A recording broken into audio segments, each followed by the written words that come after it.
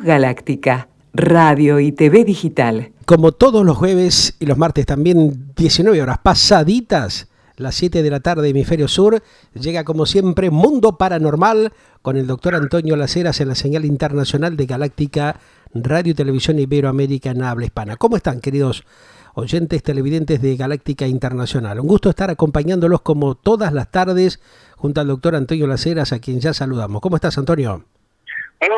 Muy bien, Pedro. Bueno, hoy vamos a tratar un tema que yo entiendo que es importantísimo porque vamos a hablar de lo que se viene, de lo que va a ocurrir o ya está ocurriendo, pero se va a incrementar de aquí a 10, 20, 30 años. Seguro. Algo que mientras está transcurriendo en todo el mundo la pandemia, las cuarentenas, hablamos del COVID-19, los demás medios, los que no son como Galáctica, tantos medios que están dedicados exclusivamente a ese asunto, como si lo único que estuviera ocurriendo en el planeta Tierra es el tema de la pandemia. Pues no, la pandemia está ocultando, por así decirlo, otras cosas muy importantes que están sucediendo, claro, y de las cuales en otras épocas, de no haber habido pandemia, cuarentena, COVID-19, pestes y cosas por el estilo, estarían en primera página de los diarios. Seguro. Bueno, vamos a saludar a Antonio. Mira, se está integrando a partir de hoy aquí a esta edición de Mundo Paranormal, la cadena iberoamericana de televisión justamente de Europa, así que le estamos mandando un tremendo abrazo a todas las galácticas y galácticas europeos que también nos están comenzando a recepcionar hoy a través de la red mundial europea. Es un dato importante y les damos la bienvenida, por supuesto, a todos los radio-teleoperadores internacionales de Europa que también se ensamblan en esta transmisión de Mundo Paranormal a través de la red mundial de Galáctica, Radio y Televisión Iberoamérica en habla hispana, aquí con el doctor Antonio Las Heras y quien les habla, Pedro Adrián Guberman, que los, por supuesto, integra de alguna manera esta transmisión internacional que generamos las 24 horas en Galáctica Digital, Antonio. Efectivamente, y además porque el tema que estamos tratando es un tema de interés mundial. No nos vamos a referir a algo que está ocurriendo en alguna parte del mundo, en alguna nación, no. Nos vamos a referir a la nueva carrera espacial que en este momento y desde hace un par de años viene ocurriendo en el mundo. Y les puedo garantizar que el tema del cual se van a ocupar las grandes empresas, los grandes negocios, la política, etcétera, desde ya a los próximos 10, 20, 30 años, es la carrera espacial, la investigación del espacio, que ya, primer punto importantísimo, ya no está como fue hasta hace algunos años en manos del Estado, de los gobiernos. Sino manos privadas, ¿no? Viste que algunos como que eran bastante reacios, pero el avance, justamente la inversión y el compromiso que tienen muchos grupos empresarios de, bueno, ser partícipes de este nuevo desarrollo de la tecnología aeroespacial ha generado otra movida totalmente distinta a lo que había iniciado justamente el Estado, por ejemplo, en el caso de los Estados Unidos, de Rusia, de China y otros países, ¿no? Yo voy a dar un dato que no lo está dando ni Pedro Adrián Guberman ni el doctor Antonio Las Heras. Yo voy a dar un dato de hace pocos días del Bank of America. Del Bank of America. El Bank of America, en uno de sus de los papers, de los papeles, de los documentos que suele emitir, hay uno que dice textualmente lo siguiente. Voy a dar la traducción en castellano. El espacio, la carrera espacial, el espacio, será la economía dominante en los próximos 20 o 30 años. A ver, repetímelo porque esto realmente es un tema, un título impactante, ¿no? Un título impactante. A ver, el espacio va a ser... Y luego voy a dar cifras, porque también si no vemos las cifras no se termina de entender de qué estamos hablando, de la magnitud económica de lo que estamos hablando. Dice el informe del Bank of America, el espacio, la carrera espacial, será la economía dominante en los próximos 20 o 30 años, es decir, de aquí a 2040, 2050. Y ahora algún oyente nos dirá, bueno, pero tanta plata se va a invertir en eso. Bueno, primero hablemos de cuánto se está invirtiendo hoy por hoy anualmente en la carrera espacial. A ver, ¿de qué por favor, que todos estén sentados, tranquilos, porque la cifra actual es de 24.000 millones de dólares. Hoy en día, anualmente, la carrera espacial está convocando un movimiento de 24.000 millones de dólares. Y de acuerdo con las predicciones del Bank of America, esto va a seguir en aumento hasta alcanzar 3 billones de dólares. Tremendo. Tendremos la oportunidad, los que pasamos las 5 décadas, de poder experimentar, de tener esa experiencia, de transformarnos en navegantes aeroespaciales. ¿A vos qué te parece? ¿Cómo lo ves? A ver. Pero ya te digo que sí. Ya te digo que sí. Nos embarcamos en cualquier momento, ¿no? Ya te digo que sí, pero si además me decís, bueno, pero ¿cuántos años más tardará? Calcula que el año que viene o el otro. Porque, por ejemplo, Elon Musk, que está avanzando con su empresa SpaceX de una manera extraordinaria. Desde ayer hizo justamente una de las últimas pruebas, justamente cuando hizo explotar justamente en los Estados Unidos una de sus últimas pruebas. Hace 3 días de esto, hace 3 días. Bueno, precisamente porque se está explorando, se está investigando, se están desarrollando nuevos cohetes. Este cohete que se probó hace 3 días de SpaceX y que al intentar hacer el aterrizaje amortiguado se estrelló y destruyó en llamas. Bueno, esto es parte de todo un procedimiento que se está haciendo. En este caso hablamos de SpaceX, la empresa de Elon Musk, pero hay otras empresas que están trabajando muy aceleradamente en el desarrollo de lo que se viene, que es el turismo espacial. Ahí está. Claro, pero les vuelvo a decir, será para el 2022, 2023, pero no mucho más lejos. Si uno tiene el dinero necesario, va a poder ir en una espacionave, al espacio, entrar en órbita a 400, 500, 700 kilómetros de altitud, dar unas vueltas, unas órbitas en torno a la Tierra, ver desde el espacio la Tierra, sacar fotos, filmar. Si se tiene el dinero necesario, hasta se va a poder hacer una caminata por el espacio. Eso tiene otro precio, pero seguro. Sí. Se abre la escotilla, como en las películas de ciencia ficción. Se abre la escotilla, uno con todo el traje espacial, con las correas necesarias, el tanque de aire, sale, flota un ratito ahí en el espacio. No hay que tener vértigo ni fobias para esto de ellas, ¿no? Si no te caes desmayado. Ahora, poniéndole un poquito de humor, Antonio, ¿no? Haciendo una pildorita humorística, ¿no? ¿Van a pedirle el pasaporte, justamente la certificación anti-COVID a los pasajeros que se embarquen en esta carrera aeroespacial turística?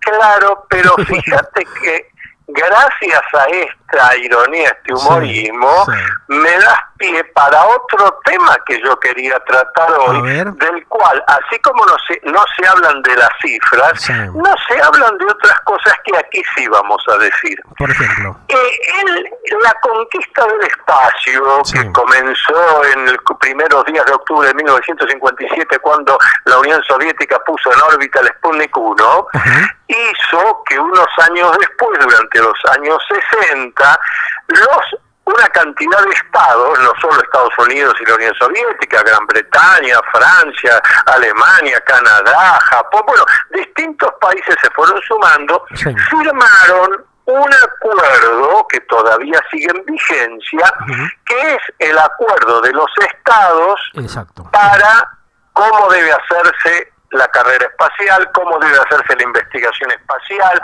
cómo se debe actuar si uno llega a la Luna o a planetas.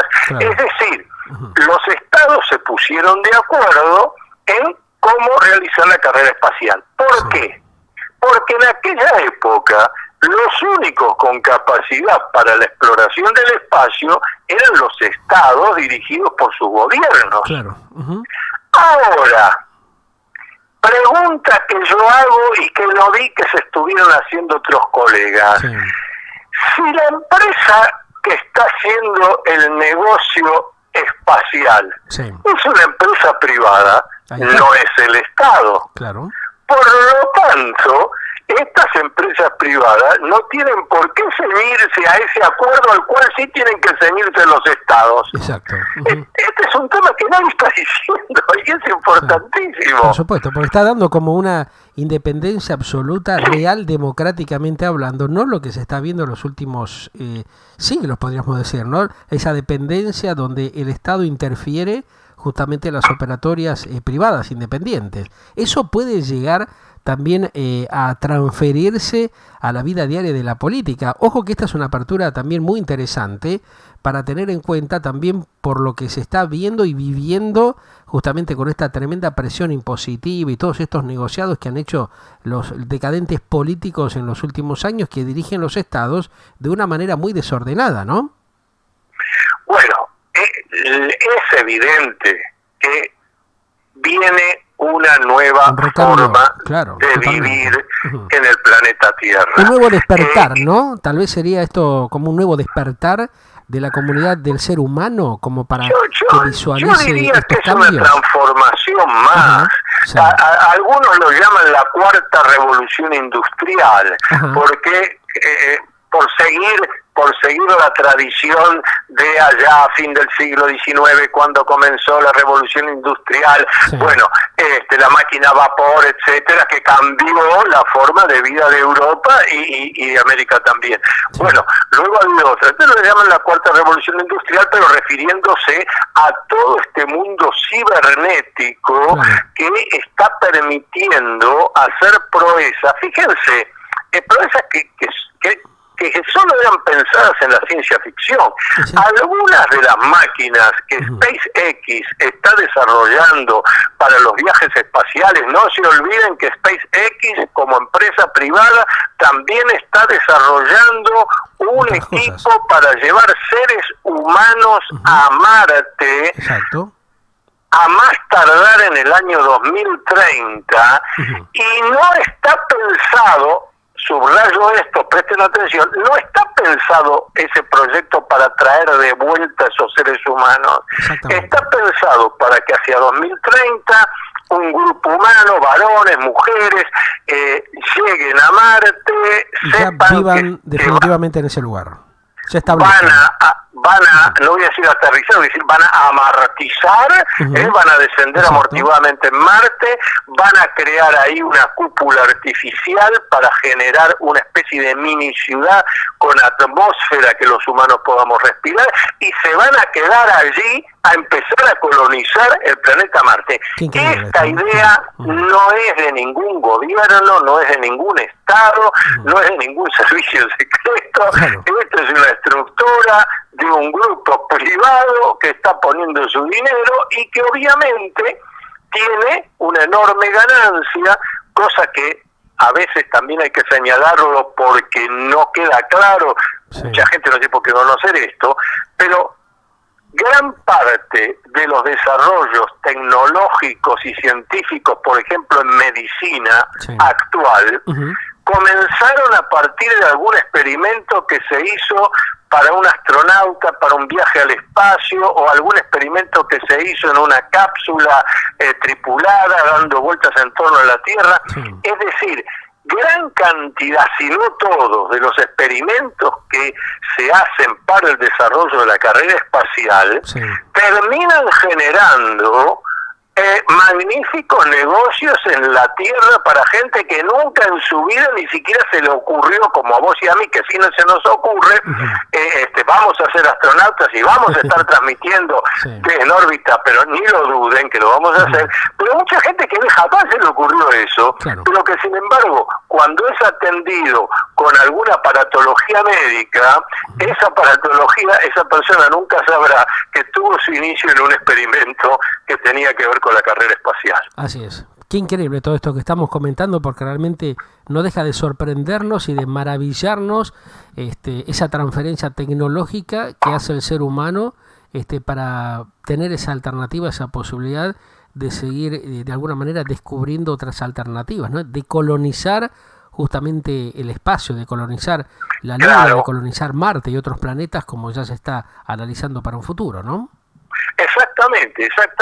Y fíjate, para seguir con lo que vos me habías preguntado, yo me fui porque es tanto lo que hay que amplificar acá. Es interesante, pero está perfecto. Volviendo a lo que señalabas, hay 3, 4 empresas privadas que, como digo, están muy avanzadas en el desarrollo de lo que en 2 años, 3 años a lo sumo, quizás el año que viene ya comience, es altamente probable que el año que viene ya comience, el desarrollo del turismo espacial, entendiendo por ahora como turismo espacial la posibilidad de ir en una espacionave que irán 3, 4, 5, no más, quizás 7, no más que eso, personas, además del comandante y todo esto, entrar en órbita 300, 400 kilómetros de altitud, o sea, ya fuera de la atmósfera, dar unas vueltas, eso lleva unas horas, un día, y regresar a la Tierra.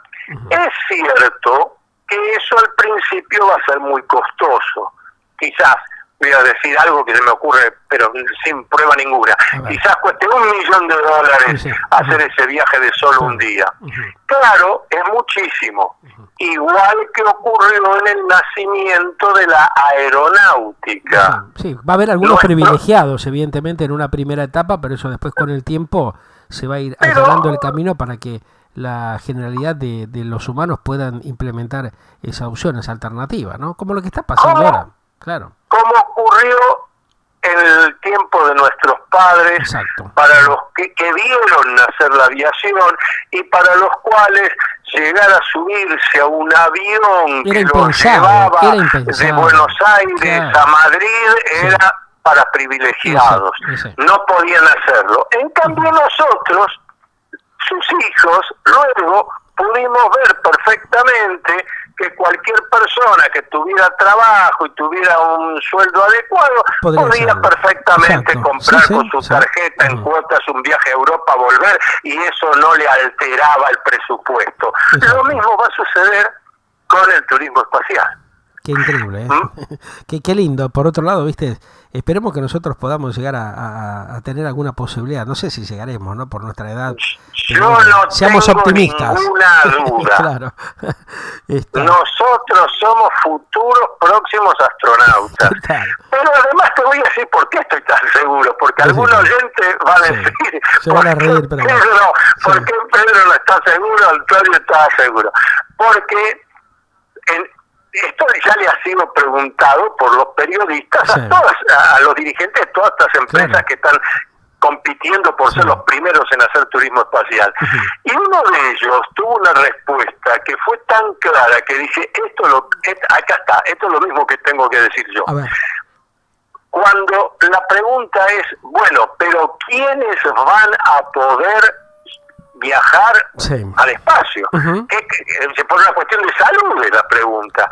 Y entonces el director de esa empresa contesta, mire, las mismas exigencias que tiene un gimnasio para que usted pueda ir a gimnasia todos los días o día por medio, que le piden el certificado médico de apto físico. Bueno, eso es lo mismo que le podemos requerir a usted para que se suba una cápsula, dé una vuelta en torno a la Tierra y baje. No se requiere más. Buenísimo.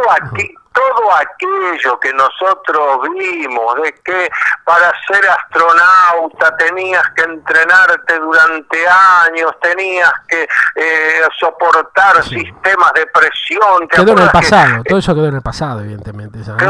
Todo eso ya no existe. Ahora, si usted tiene el estado, el apto físico para ir a un gimnasio, para subirse a un avión y hacer el viaje Buenos Aires, Madrid, Nueva York, Tokio, por poner dos ejemplos, si usted puede hacer eso, hoy en día usted puede ser astronauta, porque como de todos modos desprotegido, usted va a estar con su escafandra, con su traje espacial que le va a proveer la cantidad de oxígeno, usted va a comer a la hora que corresponde, usted va a tener la alimentación necesaria, va a haber un sistema que le está tomando la presión arterial, está todo previsto. Entonces, me detengo en todo esto porque precisamente todavía hay un concepto que es muy, no digo ya de fin del siglo XX, muy de 1980. No ocurre eso. Sí. Y vamos a ir a un ejemplo de algo que va a ocurrir este año. Estamos en febrero, esto que le digo va a ocurrir en octubre. ¿Qué va a ocurrir en octubre? Se va a filmar la primera película, llamémosle hollywoodense, el primer largometraje de ficción, ¿dónde? En la Estación Espacial Internacional. Sí. ¿Quién es el financista de esta operación? El mismo que va a proveer el cohete de lanzamiento, el mismo que va a proveer la cápsula, el mismo que va a proveer los trajes espaciales y el mismo que ya alquiló para octubre una parte de la Estación Espacial Internacional, Elon Musk. Claro. ¿Y quién va a decir? Claro, pero ahora vamos a ver si hay que grabar, durante varios días una parte, 4 o 5 días, no mucho más, pero hay que llevar al director y los protagonistas, hay que llevar al camarógrafo, claro, y los actores protagonistas, hay que llevar claro, a los integrantes del elenco, clave. Claro. ¿Y quién va a ser? ¿Quién va a ser? Está contratado. ¿Sabés quién es? A ver. Además, ahora cuando lo diga, todos van a precisamente pensar qué bien pensado, porque si hay que hablar de un actor que se ha hecho famoso por hacer cosas imposibles. Digamos, por ser el protagonista y a su vez el productor de una serie llamada Misión Imposible. Ah, bueno, sí. No me digas. ¿Es esa figura? Tom Cruise es el protagonista de esta película y va a ser el que se va a calzar el casco, el equipo espacial, junto con el director, junto con el camarógrafo. Ahora en octubre se van a ir unos días a la Estación Espacial Internacional a filmar esa película. ¿Cómo hizo para convencerlo Elon Musk? ¿No? Le habrá puesto unos cuantos morlacos, me imagino, ¿no? Porque y parece el hombre decía que es bastante temeroso, en algún momento, en algunas entrevistas, él mismo decía, ¿no? Que era con algunos temas puntuales, que era bastante meticuloso, temeroso, que era, bueno, una persona que analizaba bien cada paso que daba, ¿no? O sea que evidentemente esto lo tuvo que estar madurando durante algún tiempito.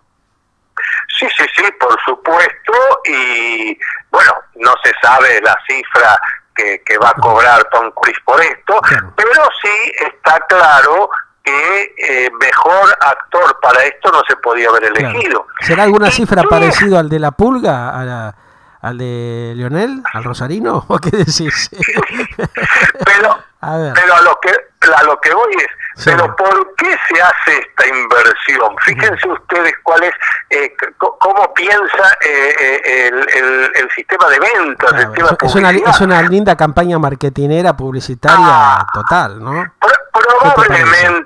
Probablemente la película recaude mucho, pero también puede no recaudar y no cubrir los costos. No importa, porque en realidad la película lo que viene es después. un gran cartel publicitario. Claro. ¿Qué te parece? Que está diciendo, señores, si un actor hollywoodense pudo ir a la Estación Espacial Internacional, filmar ahí, quedarse 4 o 5 días, también lo pudo hacer el director, también lo pudo hacer el camarógrafo y no sé si el iluminador o quién más. Si toda esta gente, que es como todos, pudo, volvió y no hubo ningún problema, señores, cualquiera que quiera y tenga el dinero puede ya empezar a sacar su pasaje para viajar al espacio exterior. Seguro. Bueno, interesante este tema, la verdad que abre un camino realmente bastante amplio, con, digamos, una proyección futura, con una estrategia marketinera, comunicacional muy interesante, ¿no? Fíjate que esto que vos estás planteando demuestra de que sigue vigente la creatividad justamente de los emprendedores en esa materia, ¿no? Y implementar a través del turismo aeroespacial una acción de estas características, evidentemente ha sido planificada y pensada durante un tiempito bastante largo, ¿no? Sí, pero a su vez a gran velocidad, porque todos estos nuevos emprendedores, estos que estamos hablando, que son los más notables, pero también los pequeños emprendedores, ya se dieron cuenta que estamos viviendo, y esto no es de la nueva normalidad de la pandemia para acá, ya desde que empezó el siglo, estamos viviendo un tiempo especialmente acelerado. Aquello de que todo ocurre en tiempo real se ha vuelto absolutamente cierto. Entonces las cosas se modifican a una enorme velocidad y vos tenés que planificar, pero tenés que planificar en plazos cortos y además hacer lo que se llama una planificación elástica y plástica, porque si planificás de manera rígida te estrellás, porque los cambios que se van produciendo son tales y constantes, permanentemente, que no podés seguirlos. En cambio, si tu planificación es elástica y plástica, cuando te dicen, no, pero mire que acá cambió esto, justamente por eso ahí tenemos un espacio de cambio. A ver, modifique para aquí, modifique para allá. Es un poco, para hacer una metáfora, es un poco un buen capitán de un barco que lo agarró las aguas bravas, que lo agarra el huracán, y el tipo tiene que estar atentísimo a ver el timón para un lado, el timón para el otro, hacemos esto, a estribor, a babor, ¿cómo lo hace? Tiene que estar maniobrando permanentemente a lo que se le viene encima, a los viajes que se le viene encima. La vida hoy empresarial es eso. Manipular y pilotear el timón a 1000, ¿no? Es un poco y elástico y plástico.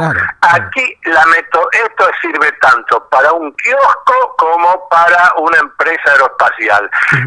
La técnica o la idea de decir, pero si yo durante años hice esto y me fue bien, ahora me va mal, será por culpa del gobierno, será por culpa de los astros. No, señor, es por culpa de que usted no hizo el cambio y no evolucionó.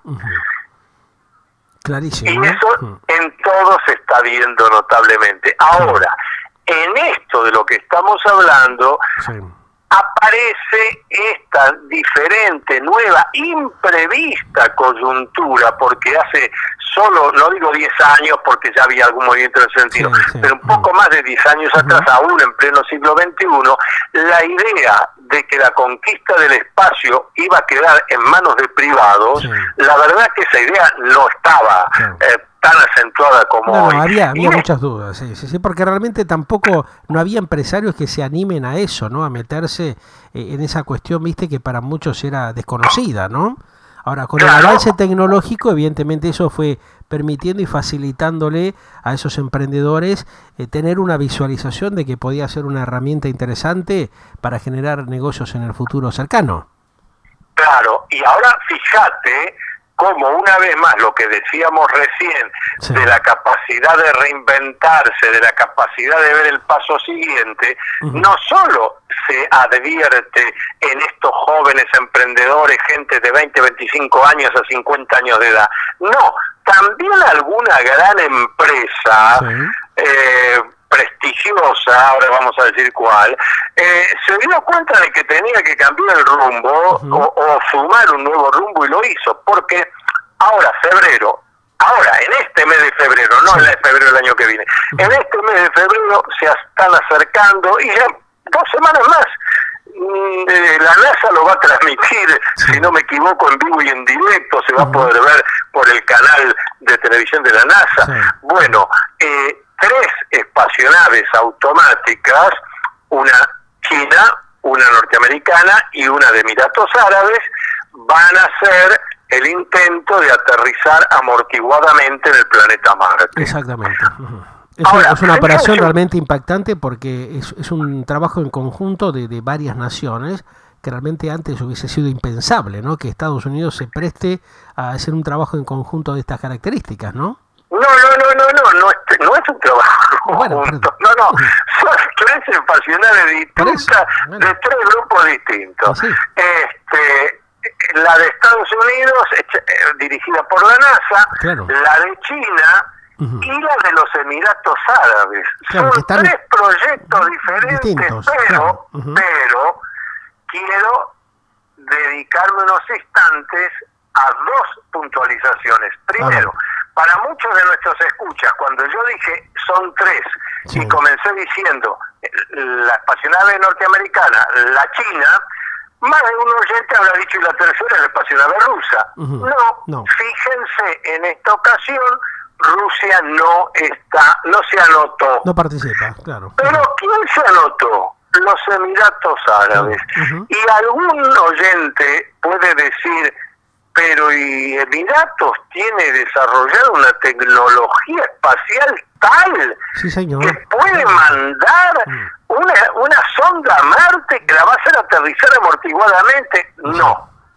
Emiratos no tiene esa tecnología. Emiratos lo que tiene son los dólares necesarios. Lo compró, o sea, compró el proyecto, ¿no? Ya terminado, ya en mano, como quien diría.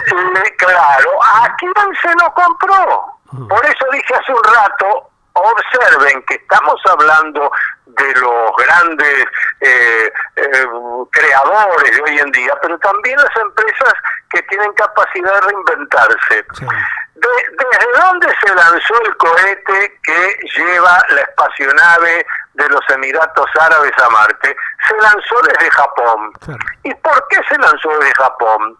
Porque toda la tecnología es tecnología Mitsubishi. Exactamente. Qué interesante. Entonces, esto, ¿no? Realmente es un cambio de mentalidad absoluta y total, justamente de las naciones, que evidentemente cuando hay un negocio o una alternativa de proyectarse hacia el futuro, no la piensan 2 veces, ¿no? Avanza totalmente con esa toma de decisión, de decir, bueno, vamos por tal objetivo y avanzamos.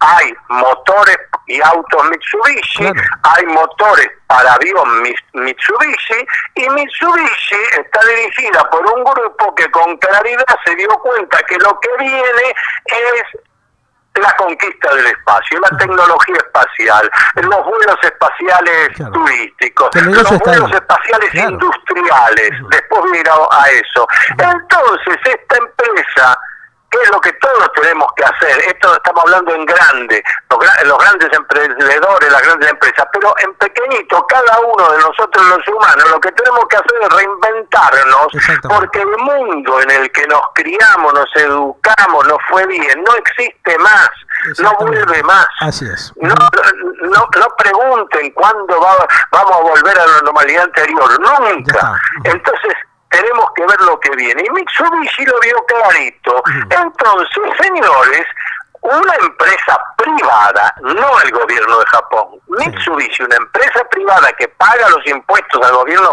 al Estado japonés, pero eso es otra cosa, una empresa privada dijo, señores, nosotros hemos desarrollado toda esta tecnología.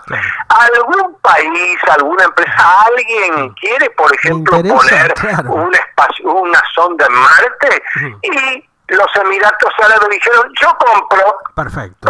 ¿Cuánto me va a costar esto? Tanto, espere que le hago el cheque. Qué bárbaro. Y ahí están los Emiratos a la carrera, a la cabeza de la carrera espacial, siendo que prácticamente no tenían antecedentes. Exactamente, o sea, vos fíjate cómo se revirtió toda la situación, ¿no? Cómo la tecnología ha repensado de alguna manera esta estrategia puntual para generar con otra visión muy distinta a la que se tenía y producir este cambio tremendo de cualquier país que está en condiciones de poder implementar, digamos, un desarrollo de estas características, compra el proyecto y otra cosa, ¿no? Ahí está, exactamente. Y entonces se vuelve una iniciativa privada financiada por un Estado que le interesa ese producto que se está vendiendo.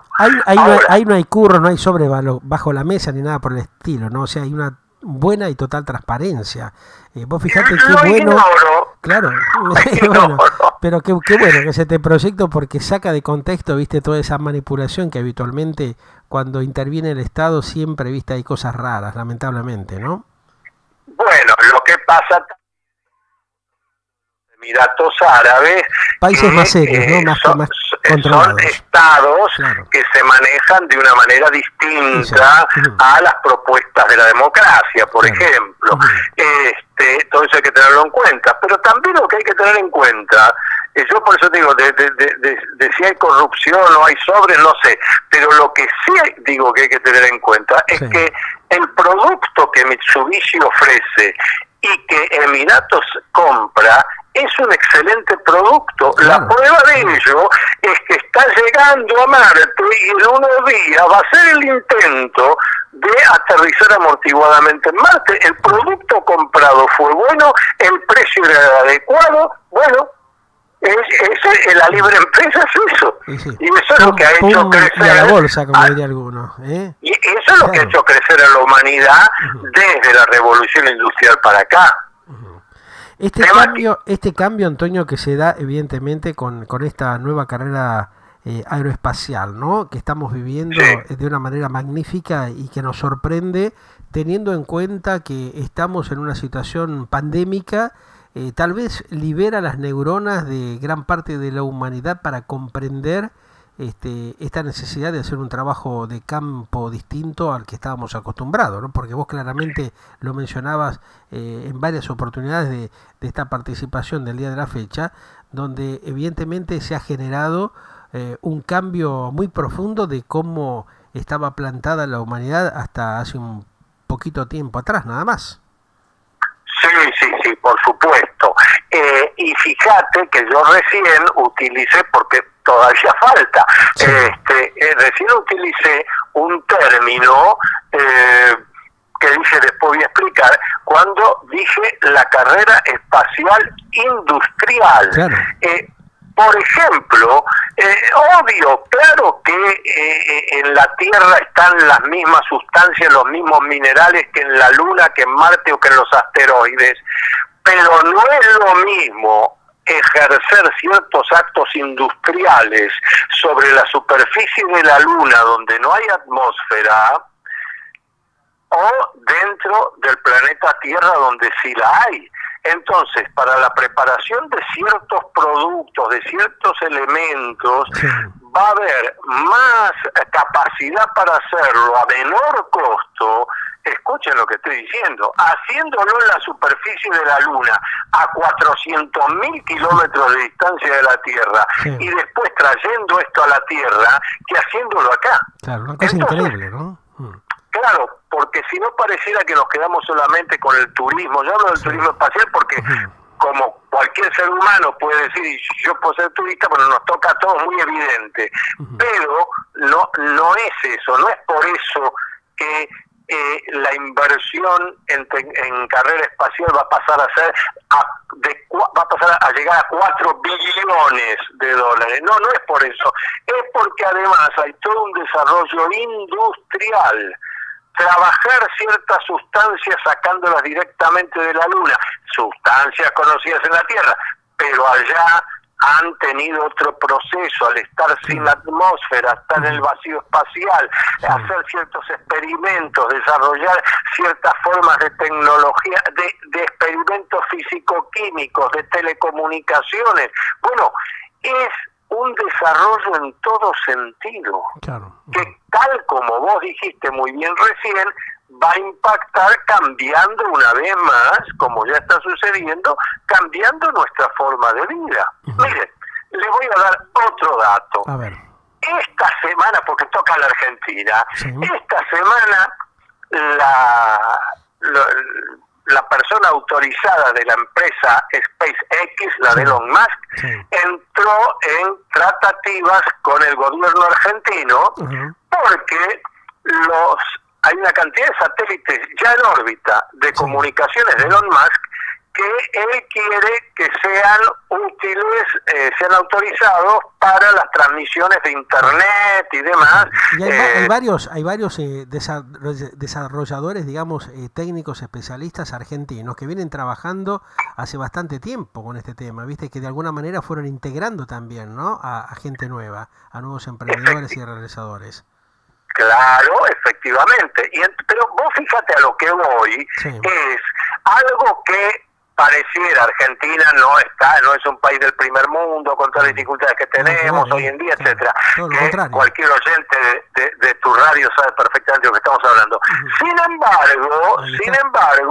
una empresa como SpaceX dice, pero también tenemos que a utilizar estos aparatos, aprovechar, Claro. a ofrecer Ujú. esta tecnología a la Argentina. Sí. Y eso va a redundar en negocios, Claro. es evidente. Claro. Bueno, pero fíjense cómo de los lugares más distintos, los énfasis más diferentes, cómo vamos viendo que Que van efectivamente integrando otras opciones tecnológicas que les sirve y que de alguna manera están reforzando el proyecto que ellos mismos están generando, ¿no? Que están llevando a la práctica. Pero totalmente. Es interesantísimo. A eso súmenle, justamente, iba a señalar yo hace un rato, fíjense otra cosa que pasó, tuvo atención de parte de los que se dedican al tema de la seguridad, Sí. de las Fuerzas Armadas, pero Ujú. si no en general pasó desapercibido. Antes de la pandemia, estamos hablando mediados de 2019, Sí. el entonces presidente de los Estados Unidos, Donald Trump, Ajá. creó una fuerza que él mismo dijo, bueno, esta es una cuarta fuerza. No es el ejército, no es la marina, no es la fuerza aérea, es la cuarta fuerza. Es la fuerza espacial. Exacto. Ujú. Y creó que existe, que tiene un presupuesto, que trabaja en eso. Creó una fuerza bélica para actuar si fuera necesario en el espacio exterior, sobre todo en órbita en torno a la Tierra. Sí. Ujú. Esto que pasó medio desapercibido, sin embargo, fue el resultado del análisis racional, reflexivo, de los organismos de seguridad norteamericanos, Ajá. al ver lo que venimos diciendo nosotros hoy en el programa. Exacto. Es decir, al ver que el desarrollo espacial ya no está en manos de otras naciones, con lo cual cada uno se espía al otro, se conoce, sino que acá está en manos de empresas privadas Claro. que, Está. Ujú. que mañana pueden crear su propia fuerza de seguridad espacial. Exacto. Ujú. Que No sería la primera increíble, vez que sí. algún organismo privado genera su propio Sí, ejército. sí, es una verdadera maravilla. Ya hemos visto con el tema de la nube tecnológica, de Internet y todo lo demás, como esto realmente ha sobrepasado todo lo que se podía haber llegado a creer o imaginar en su momento, hace un par de años atrás, ¿no? Esto realmente ha generado una explosión en las comunicaciones, en el enlace globalizado que hemos tenido en estos últimos años. Pero por supuesto, y otra cosa que siempre señalamos, con un costo para el consumidor que es cada vez menor. Llegado a este punto, gente como vos y yo, tenemos que decirle a la audiencia, porque vez pasada que me invitaron a un programa de radio hecho por gente joven, Sí. 20 años y 30 años, y conté lo que ahora voy a decir, que la gente no está sabe que es verdad, Sí. que terminé de contar lo que ahora voy a decir y se quedaron esperando cómo era el remate del chiste, Ajá. porque estaban convencidos Sí. que yo les decía un chiste cuando Claro. yo les decía, miren, ustedes nacieron en una tecnología que agarran un celular y Exacto. por WhatsApp se Ujú. comunican con alguien que está en otro continente. Cosa que para ¿Cuánto tienen nosotros era imposible hacerlo hace ¿Cuánto tienen ustedes que pagar por eso? Cero, porque el WhatsApp tiene costo cero, es el abono mensual del teléfono. Bueno, entonces yo les decía, mi padre, en la ciudad de Buenos Aires, cuando se acercaba el verano, llamaba a Mar del Plata, que se encuentra a 400 kilómetros de Buenos Aires, no en otro continente, a 400 kilómetros, quería hablar al hotel para hacer la reserva para ir toda la familia una semana a Mar del Plata. Entonces se marcaba cero, atendía la operadora y uno le decía, necesito comunicarme con el teléfono número tal y cual de Mar del Plata, y la operadora le decía 3 horas de demora, 4 horas de demora, 2 horas y media de demora. Y era lo que había que quedarse cerca del aparato a ver, porque no va a ser que sonara y uno no estuviera. Porque hace solo 50 años atrás o un poco más, para hacer una comunicación en la Argentina de 400 kilómetros y menos también, lo que se llamaba larga distancia, se podía demorar 3 y 4 horas. O podían decirle a uno que el cable se había cortado. Bueno, y además la llamada a larga distancia era carísima, por eso se tenía un cuidado bárbaro. Es más, era preferible mandar un telegrama, costaba menos mandar un telegrama que hablar 10 minutos por teléfono en larga distancia. Parte de la histórica y cruel realidad que se vivió en ese entonces, ¿no? Es así. Hoy en día me pasó lo que les acabo de señalar. Invitado a un programa hecho de radio, hecho por gente joven, cuando conté esto se quedaron todos mirándome porque estaban convencidos que yo estaba haciendo un chiste y cuál era el remate del chiste. No, señores, esto ocurrió. Bueno, en menos de medio siglo, porque todos estos cambios son de los últimos 20, 25 años, veamos cómo se aceleró la simpleza, la facilidad en la comunicación.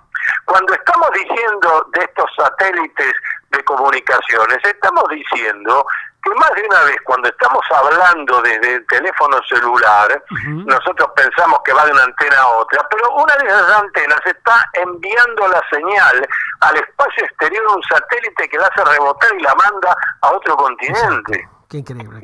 Es claro, pero es una cosa que esta tecnología, este desarrollo del ser humano en materia, digamos, de innovación ha generado una maravilla impresionante que cada día nos impacta mucho más, ¿no? Vos planteabas realmente lo que se da haciendo justamente una comparación de lo que acontecía en la época de tus padres o de nuestros abuelos, y uno ve lo que está pasando hoy, la facilidad que tienen las nuevas generaciones.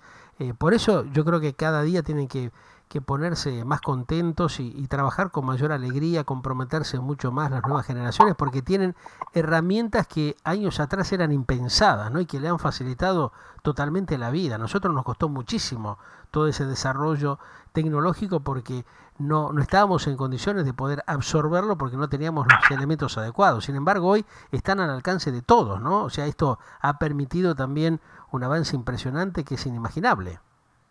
Sí, y por otro lado, fíjate lo que ya los investigadores han coincidido en esto, totalmente, antropólogos, psicólogos sociales, etnólogos, todos, han coincidido en que personas que hoy tienen más de 50 años de edad cronológica, todos aquellos que tenemos más de 50 años de edad, hemos vivido en nuestra vida más cambios que todos los cambios que se hicieron a lo largo de la historia de la humanidad desde que empezó el hombre en la caverna. Este es un punto que a mí me gusta desarrollar porque hay una creencia como que desde que salimos de la caverna nos fuimos desarrollando a gran velocidad y pasar. No.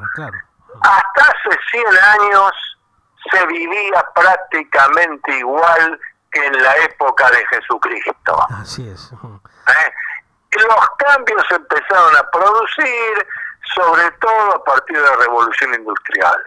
y en menos de 150 años hemos hecho todo esto que no terminó. Eso es lo otro interesante para decir. Está en constante no terminó. evolución, estamos hablando de algo que está en progreso, que sigue modificándose. Claro, ahí está. El mundo no va a ser el mismo cuando estemos haciendo este programa dentro de 15 días diciendo, Pedro, aterrizaron las 3 espacionaves en Marte y esperemos que las 3 tengan éxito y las 3 aterricen amortiguadamente. Bueno, ya la humanidad no es la misma.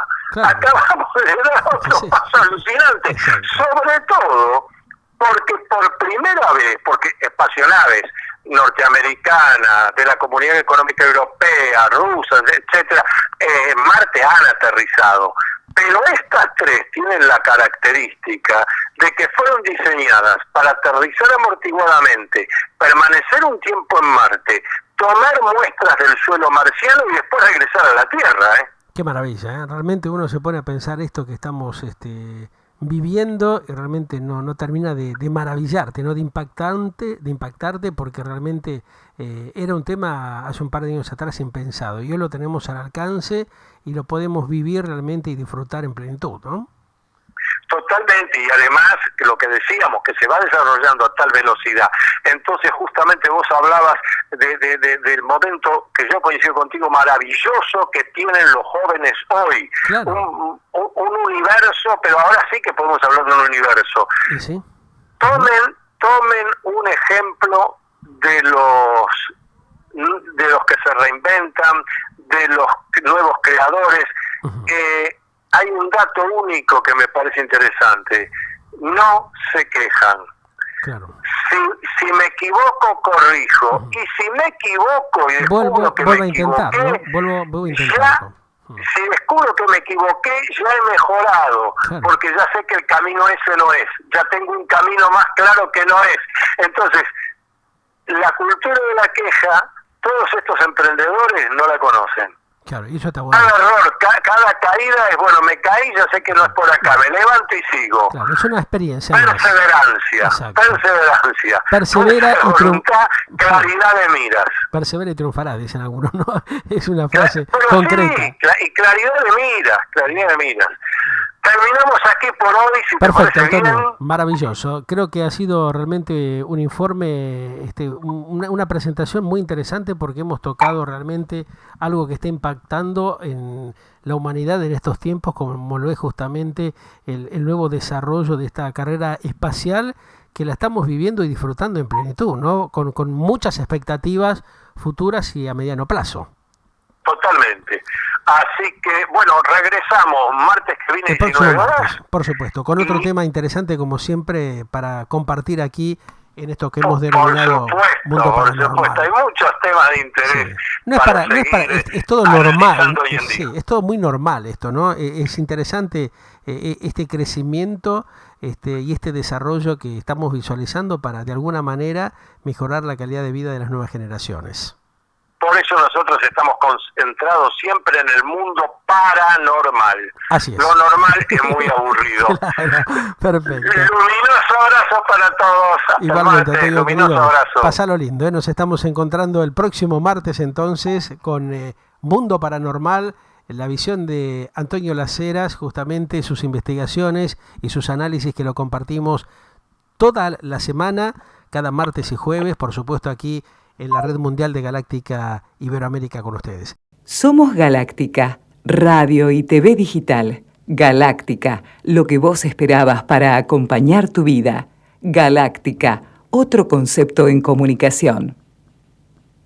Para aquí en Galáctica Radio y Televisión Internacional Mundial, poder hacer otra transmisión de Mundo Paranormal.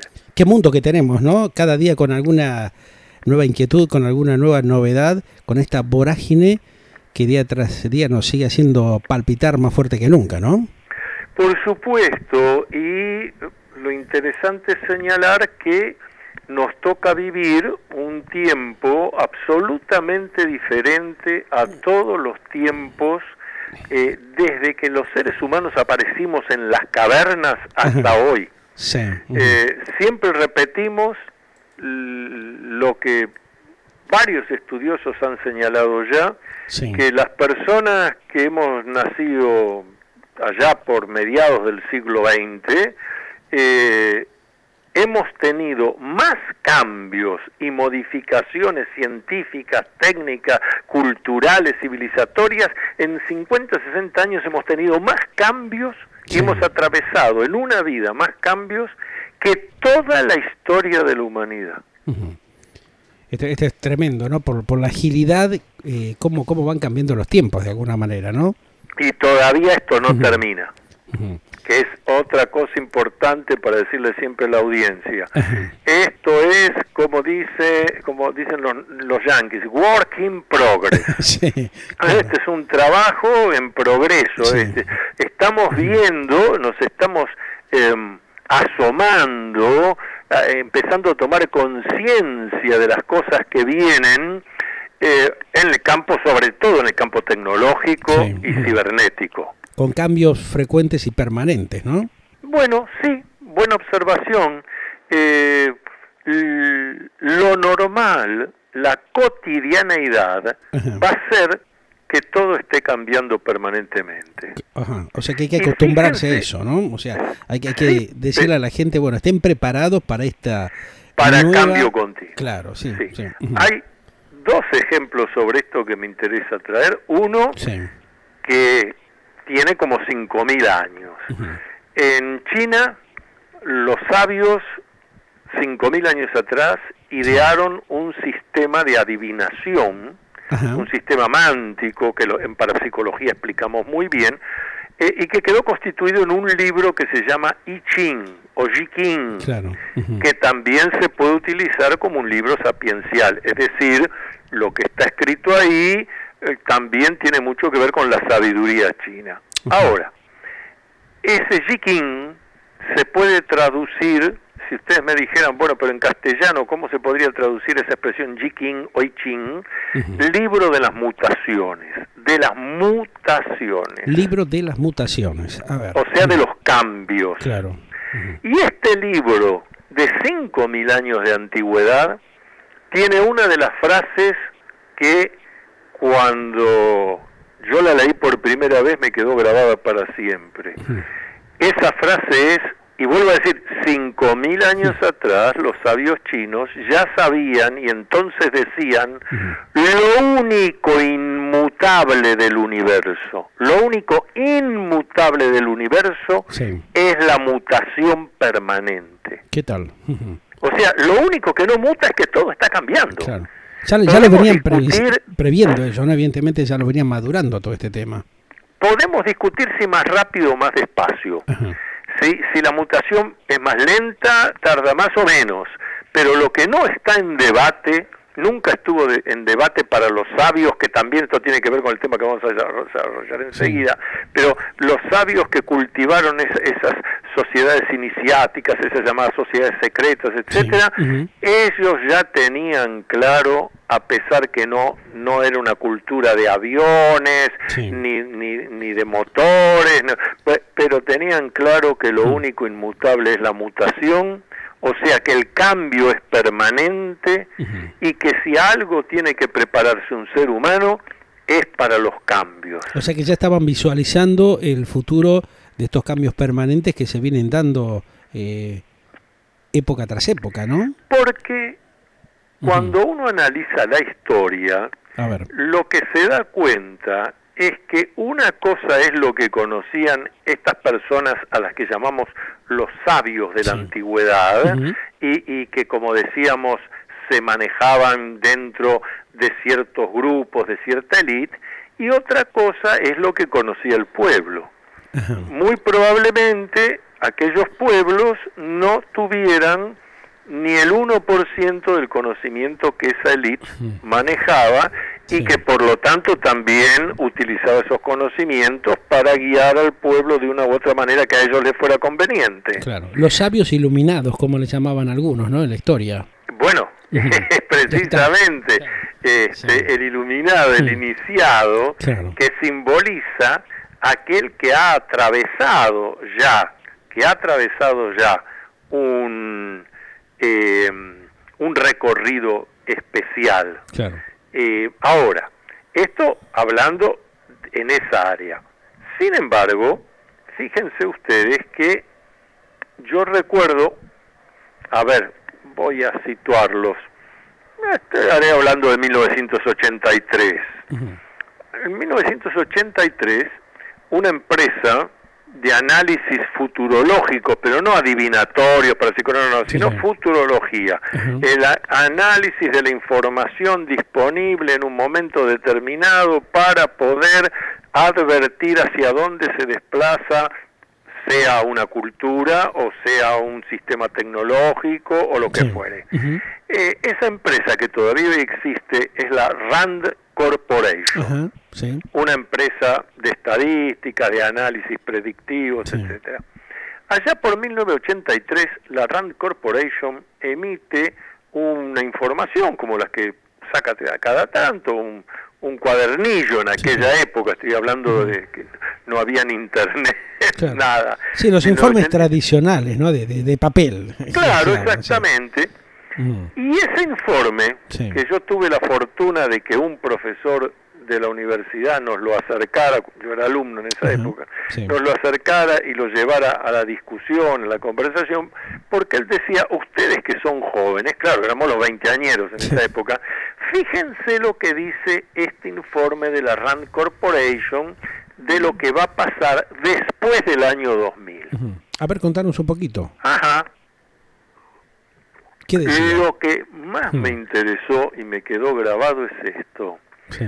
Sobre todo porque en aquella época y con los conocimientos que yo traía de la historia de mi familia, los mismos que traerías vos y otros, para nosotros la cosa era tener una profesión, tener un trabajo, una actividad, desarrollarla y así hasta cumplir las actividades necesarias. No.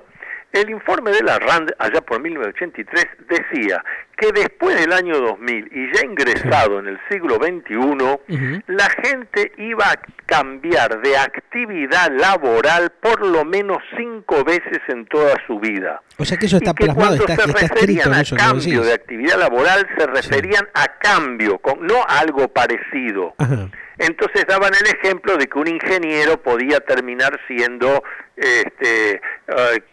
químico. Bueno, esto estaría cerca, ¿no? Pero ese ingeniero terminaba siendo médico. Uh-huh. Por eso yo te decía que estaban ya previendo esto con mucha antelación, evidentemente. Efectivamente. Uh-huh. Y por eso es muy importante decirlo. Ese informe señalaba eso, que a lo largo de una vida útil de trabajo, sí. Esa idea de que uno empezaba, terminó la universidad, empezaba como aprendiz, iba haciendo una... No, esto a lo largo de la vida uno iba a cambiar por lo menos 5 veces de actividad, uh-huh. Profesional, técnica, manual, la que fuera. ¿Vos comprobaste que eso se fue dando dentro de tu entorno? O sea, ¿cómo analizás esa visión que hubo, ese planteo que tuviste en ese entonces con lo que está pasando hoy por hoy, Antonio? Esto, hoy en día más que nunca, sí. Nos damos cuenta que es real. Claro. Y tan real es que ha surgido una palabra que en psicología social, en sociología, en antropología, hasta en economía, utilizamos regularmente, la palabra reinventarse. Reinventar, exacto. Claro. Reinventarse es una palabra que está circulando en las redes sociales, en todos lados, la idea de hay que reinventarse. Sí. ¿Reinventarse qué es? Es eso que decía el informe de la RAND. Uh-huh. Usted va a tener que cambiar de actividad. Eso que nuestros padres vivieron, nuestros abuelos, y que nosotros conocimos viéndolos a ellos, de que uno tenía una profesión o una actividad comercial, la que fuera, sí. Desarrollaba eso, uh-huh. Entraba como empleado bancario de cadete y terminaba siendo el gerente de la sucursal o formando parte del grupo empresarial, uh-huh. En la misma empresa. Uh-huh. Claro, hacía carrera, digamos, dentro del grupo, de la compañía. Así se llamaba, hacer carrera. Hacer carrera, exacto. Eso ya no existe. Ahora, los cambios son tales, pero tomemos un ejemplo que suele decirme un amigo. Me dice, la gente, a ver, 20 años atrás, sí. ¿Qué llevábamos en la guantera del auto acá en la Argentina? Llevábamos una guía con las calles, las rutas, todo, que se llamaba guía Filcar. Exactamente, sí, la famosa. Y seguramente el señor o la empresa que hacía estas guías Filcar que venían anilladas, con los mapas muy claritos, si uno se perdía miraba y se ubicaba. Bueno, esa guía Filcar se vendía miles y miles por mes. Claro, como la famosa guía telefónica que hacía Romay, ¿te acordás? Que también era un tremendo armatoste. La guía de la industria. La guía de la industria, unos tomos de 2000 páginas claro, que hacía Alejandro Romay, exactamente. Sí. Bueno, hoy, ¿quién va a comprar una guía en papel con las calles, los mapas de la ciudad, si uno tiene el GPS? Si uno tiene Google Maps, que pones el dato y te dice, pero ¿hasta cuántos minutos vas a tardar en donde estás? Entonces, la gente que hacía la guía de la industria, que hacía la guía Filcar, bueno, esa gente se tuvo que reinventar. Exacto. Por más eficientes que fueran, por la mejor calidad que estuvieran haciendo, se tuvo que reinventar. Y ya ninguno compra ese producto. Hay un nuevo producto. Y esto es lo que estamos viviendo y lo que ya en 1983, ese es el informe al que yo tuve acceso porque nuestro profesor lo llevó, el de la RAND Corporation, pero seguro que había otros, de otras empresas, de otros grupos de investigación, que también conocían que los tiempos se iban a acelerar, que los cambios se iban a dar y que uno como humano iba a tener que atreverse a ir a esa velocidad, porque lo que ocurre, Pedro, es que, y esto le pasa a mucha gente, que te dice, bueno, pero yo no puedo, me dicen que en el banco me dicen que me meta desde la computadora o desde el celular en la web del banco, no sé cómo hacerlo. Bueno, va a tener que conseguirse, si no hay un familiar, un amigo, consígase un profesor que le enseñe cómo hacerlo, porque ese es el mundo que ya está funcionando, exacto. No hablo del mundo que viene. No, tenemos acá a la vuelta de la esquina, como quien dice. El mundo que ya está. Cuando nosotros leemos aquí en la ciudad de Buenos Aires unos afiches que puso una empresa de obra social, de medicina, y el afiche dice: durante la cuarentena hemos atendido, y pone una cifra de casi 2 millones, 2 millones de consultas, casi 2 millones de consultas de telemedicina. El médico se ha comunicado a través del celular, de la persona, del paciente, el enfermo, a través del WhatsApp, y le hizo su consulta. Pero casi 2 millones, dice, solo una empresa. Está bien, una de las más importantes, pero casi 2 millones. Para eso vos tenés que tener un celular, bajada la aplicación de WhatsApp, saber más o menos dónde hay que apretar para... Bueno, imagínense esto que de nosotros nos parece simple, decimos, pero es una pavada. Bueno, hay gente que dice, esto es una complicación para mí. Sí. Lo que pasa es que cuesta adaptarse, ¿no? Más cuando uno tiene cierta edad, empezar de cero, como quien dice, pero bueno, es una necesidad imperiosa que tenemos para insertarnos dentro de este nuevo mundo, dentro del nuevo sistema, ¿no? Ahora, a eso se suma, cuesta adaptarse, fíjense, se suma los recientes hallazgos de la psicología, de la neurología, de la gerontología, que demuestra, más allá de cualquier discusión, que cualquier persona de 60 años o más, en la medida que haya cuidado su cuerpo y su mente, en la medida que sea una persona que puede manejar un auto, que puede ir a jugar al tenis o hacer natación, esa persona de 60 años o más, 60, 65, 70, 75, está en condiciones psicofísicas para aprender un nuevo idioma, para hacer una carrera universitaria, para estudiar alguna cuestión técnica. ¿Se dan cuenta de lo que estoy diciendo? Es interesantísimo. Entonces, la excusa de, bueno, porque tiene cierta edad, le cuesta, no, le cuesta porque no está entrenando su mente para comprender que va a tener que cambiar seguido. Ahí el problema no es que le cuesta por la edad cronológica, es que le está costando por una programación psíquica negativa que está metida en la persona de que no, yo quiero seguir viviendo como antes. Bueno, va a sufrir mucho, señor. Sí.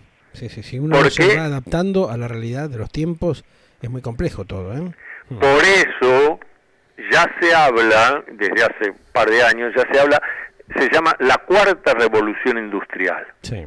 Que en realidad es para mantener la tradición desde la primera revolución industrial allá en Europa a fines del siglo XIX. Sí. Pero lo que quiere decir la revolución es cibernética, es la revolución del ciberespacio, y que no ha terminado, todavía le falta mucho. Está en proceso prácticamente. Es un proceso que recién hemos iniciado. Por eso yo a todos me permito, a los que se resisten a esto, me permito aconsejarles, miren, como esto va a seguir, cuanto antes se actualicen, mucho mejor les va a ir en la vida, porque es un beneficio. Claro. Ahora, ¿cómo actúan las sociedades secretas dentro de todo este ámbito, teniendo en cuenta, esa cuestión, esa duda que siempre existió? ¿Existen? ¿Qué son? ¿Para qué? ¿No? ¿Cuándo surgieron? Es una de las tantas preguntas que hay en danza ahí, llevándote ya directamente a esta cuestión que es las sociedades secretas que siempre estuvieron en danza, pero que hubo como una reserva absoluta en la difusión, en darlas a conocer, tal vez, ¿no? Sí. Bueno, fíjate que un poco tocamos hace un rato el tema cuando yo dije, ante la afirmación tuya de, pero entonces ya en el pasado había gente que sabía estas cosas, te dije, sí, lo que pasa es que no era un conocimiento que era para todos, no era un conocimiento para el pueblo, era un conocimiento de élite que estaba dentro de ciertos grupos, para un determinado sector, generalmente llamados castas sacerdotales, demás, pero que en realidad son los grupos que conocemos llamados, por ejemplo, escuelas de sabiduría o escuelas iniciáticas. Claro. Una orden muy conocida, mal llamada hoy en día sociedad secreta porque hoy ya no lo es, pero muy conocida, que es la masonería, donde veo en las redes sociales discusiones sobre si la masonería tiene 300 años de antigüedad, tiene 700, La masonería con otro nombre, obviamente que no con el nombre masonería, pero la masonería comienza, la estructura que después conocemos con el nombre masonería, comienza en las escuelas iniciáticas, escuelas de sabiduría del antiguo Egipto. Y esas escuelas de sabiduría que estaban dirigidas por sacerdotes eran lugares, primeramente eran lugares a donde si eras aceptado significa que pasabas a ser un iniciado. Iniciado, la diferencia es entre iniciado y profano. La palabra profano no es una palabra despectiva como la toman algunos hoy en día. Profano significa el que está a la entrada del templo. O sea, el que no ingresó, el que no conoce qué es lo que hay del otro lado de la puerta. No sabe de qué se trata, va. No puede saber de qué se trata porque está a la puerta del templo, está mirando el templo, se da cuenta que algo hay, pero no ha hecho lo necesario para ingresar. El que ingresó se llama iniciado. Ahí está. Esto, en el antiguo Egipto, fueron muy comunes las escuelas iniciáticas de Tebas, de Memphis, una cantidad de escuelas, que además no eran secretas en cuanto que se conocía dónde estaban. Ahora, el ingreso, cualquiera podía aspirar a ser iniciado, o sea, ser llevado dentro del templo. A pertenecer, digamos. Cualquiera, pero tenías que pasar los exámenes necesarios.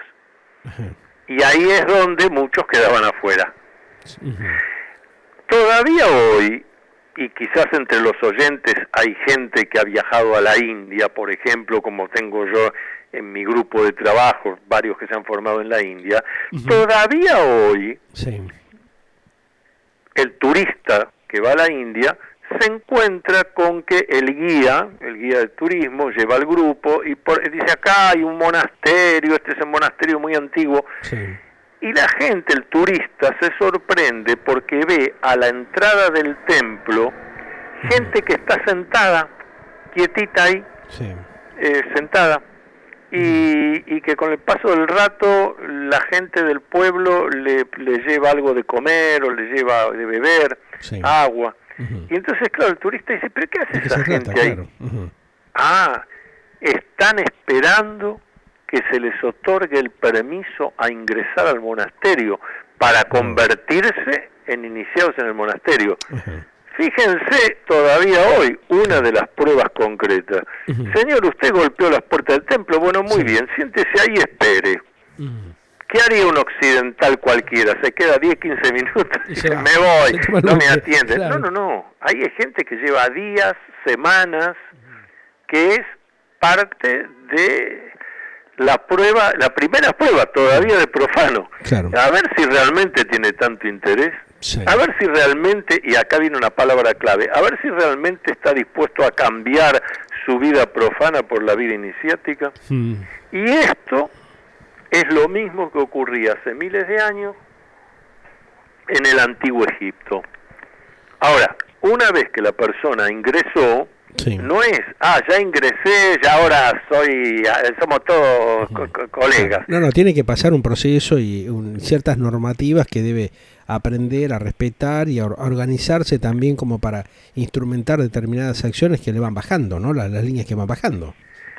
Tanto es así que el primer punto Sí. es que no se trata de que va al templo 3 veces por semana, 2 horas y paga una cuota mensual. No, se tiene que ir a vivir al templo.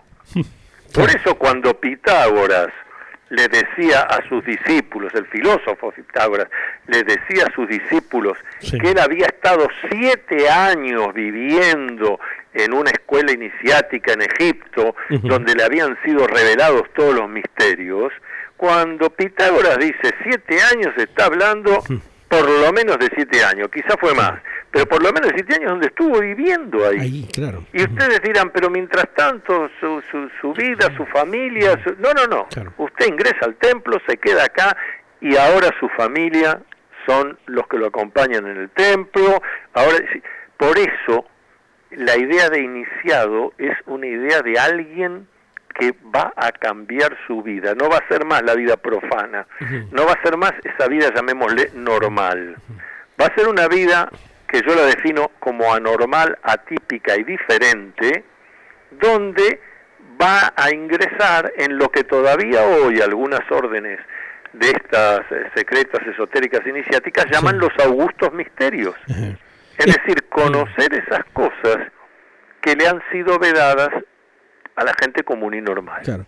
Es como una vida iniciática espiritual, ¿no? Dedicarse exclusivamente a producir ese cambio que evidentemente el grupo le está exigiendo que realice, que genere. Sobre todo, muy bien, sobre todo espiritual filosófico. Uh-huh. Fíjate que la primera pregunta que en las conferencias, más todos me han hecho siempre, es, bueno, pero ¿para qué se hacían? ¿Para qué iban ahí? Bueno, justamente para desarrollar, para aprender cómo desarrollar a plenitud y de manera armónica las facultades espirituales, psíquicas y filosóficas que los humanos tenemos. En síntesis, Sí. para entender, para tener respuestas. Uh-huh. Y cada uno de esos grupos ha ido buscando eso. Ahora, a la pregunta de ¿pero por qué secretas? Claro. Porque desde la más remota antigüedad se entendió que este conocimiento con C mayúscula, este saber con S mayúscula, no podía estar en manos de cualquiera. Claro. Podía ser peligroso que cualquiera supiera ciertas cosas que se pueden usar a favor Claro, o en de la contra. persona y de la humanidad, de la comunidad y de la humanidad, Sí. pero también se pueden usar en contra. Claro, ahí está. Entonces, desde la más remota antigüedad se tuvo muchísimo cuidado Claro. en a quién se le daban estos saberes y estos conocimientos. Viste que se habla muchas veces que hay, gente buena y gente mala que trabaja o que realmente está del otro lado de la blancura, de la pureza, dicen algunos, Claro. ¿no? Espiritualmente. ¿En qué medida esto está afectando a la humanidad en estos tiempos que corren, ¿no? Porque ya que hablamos y tenemos en cuenta que esto viene de siglos, evidentemente debe haber una base como para formar estas personas que tengan, digamos, una concientización de dónde deben estar parados, ¿no? Claro. Lo que pasa es que, como algunos historiadores de estas sociedades secretas han dicho, estas sociedades, estas organizaciones, estas instituciones, finalmente están formadas por seres humanos, claro, no por ángeles encarnados en humanos, por seres humanos. Entonces, la historia de la humanidad muestra que algunas de estas instituciones han sido de gran ayuda para el progreso de la humanidad, sobre todo el que decíamos recién, lo espiritual, lo psíquico, lo filosófico, y otras utilizaron estos conocimientos para el mal. Claro, ahí está la cosa. Esto alcanza con estudiar distintos aspectos de la historia de la humanidad, distintos momentos, algunos tampoco tan lejanos, y nos vamos a dar cuenta que las fuerzas del mal más de una vez se han enseñoreado de la humanidad, o por lo menos de alguna porción de la humanidad. Esto en abstracto. Ahora, yendo a lo concreto, bueno, depende en qué momento de la historia de la humanidad estemos hablando y de qué sociedades llamadas secretas hablamos. Por ejemplo, si habláramos de masonería, que es la más conocida, la masonería hoy en día no es una sociedad secreta. La masonería, en todo caso, como se definen los masones, dicen, somos una institución discreta. Claro. ¿Discreta en qué aspecto? En que un masón cuando ingresa, cuando es iniciado, hace un juramento de que él es libre de decir si es masón o no lo es. El que lo es libre de decirlo, pero se juramenta en que no va a decir si otra persona lo es o no lo es. O sea, guarda el secreto, la confidencialidad está allí como condición sine qua non, digamos. Exacto, esa confidencialidad que hace que la sociedad masónica se defina desde hace ya algún tiempo como discreta. Claro. Ahora bien, una vez que ese masón, ese hermano masón desencarna, ahí sí, una vez que la persona ha muerto, el otro puede decir lo era. Dicho sea de paso, hay un ejemplo famoso de esto, de lo cual yo he trabajado bastante, publicado algunas cosas y he dado conferencias, que cuando lo digo llama la atención. Pero es verdad, les cuento el nombre y apellido de un maestro masón que ya falleció hace décadas, un accidente aéreo, pero que yo cuando se los mencione todos lo conocen. No, Carlos Gardel. Claro, ahí está. Bueno. Carlos Gardel era maestro masón. Era masón. Sin embargo, no lo sabía nadie. ¿Y cómo descubren que era maestro masón? No lo sabía nadie a nivel público, digo. Claro, lo sabían los periodistas. Cuando el avión tiene el accidente en Medellín y muere Gardel con los demás, el grupo que estaba allí, bueno, hay que hacer la ceremonia fúnebre allí, no en Medellín. Y cuando faltaban un par de horas para que ya se cerrara el ataúd que tenía los restos de Gardel, los restos mortales, y fuera llevado al primer lugar de descanso, porque conocen toda la historia de los restos mortales de Gardel y del ataúd, cuando faltaba un par de horas, y esto fue reseñado por los diarios de la época, por testigos, apareció un grupo de gente, todos de negro, como en aquella época, con galera, rodearon el catafalco, el ataúd, se tomaron de las manos de una manera entrelazada, muy especial, dijeron algunas palabras que los demás no entendieron, pero algunos que algo de masonería conocían, se dieron cuenta que se trataba de un grupo de masones de una logia de Medellín, Colombia, que habían ido a hacer lo que en masonería se llama la ceremonia fúnebre de un hermano masón. Y efectivamente es esa, está Claro, correcto. claro. Fueron a despedir a su hermano. Hubo muchos personajes, figuras de la historia realmente que han pertenecido, ¿no? Se habla de varios próceres, militares, políticos, grandes profesionales e intelectuales, ¿no? Sí. En Latinoamérica tenemos varios de ellos, ¿no? Sí. Tenemos, Y ahora les voy a decir. sí. Estoy tomando un poquito de agua porque me atragan. Sí, te contaba porque realmente a veces uno se sorprende por la cantidad de gente que va surgiendo, ¿no? O sea, de las personalidades que son desconocidas y que con el tiempo uno va visualizando realmente que, bueno, no se hubiesen enterado nunca justamente la gente que vivía en esos tiempos, que justamente estos personajes pertenecieron justamente a la logia masónica de pronto, ¿no? Bueno, tanto es así que si tomamos todo el continente americano, hablo de América del Norte, América Central, América del Sur, Argentina incluido, durante el siglo XIX, todo ese pasaje de crear democracias en América, todo ese pasaje en el país que ustedes quieran decirme, en el que se convirtió ese lugar y surgió la democracia. Estuvo relacionado con muchos de esos personajes, ¿no? Que pertenecieron. Todos eran masones. Todos, claro. Sí. Vamos a tomar un ejemplo aquí de la Argentina, de lo que entonces, más que la Argentina, de lo que entonces era el virreinato del Río de la Plata, que incluía más que lo que hoy es la República Argentina. Cuando suceden los hechos de mayo de 1810, si ahora algún oyente me dijera, bueno, a ver, deme nombre de algunos masones, yo le diría que hayan intervenido en mayo de 1810. Yo le diría, déjemelo decir al revés. A ver. Ascuénaga, Miguel de Ascuénaga, era el único que no era masón. Claro. Así que déjenmelo decir al revés. Me es más simple decirle quién no era. Claro. Ascuénaga no era. De los que hicieron mayo de 1810. Después, cualquiera que usted me quiera mencionar, Cornelio Saavedra, Mariano Moreno, Juan José Paso, Castelli, Manuel Belgrano, todos eran masones. Claro. Y si ustedes me hablan de Estados Unidos, lo mismo. Exacto, claro. Y si ustedes me hablan de Chile, lo mismo.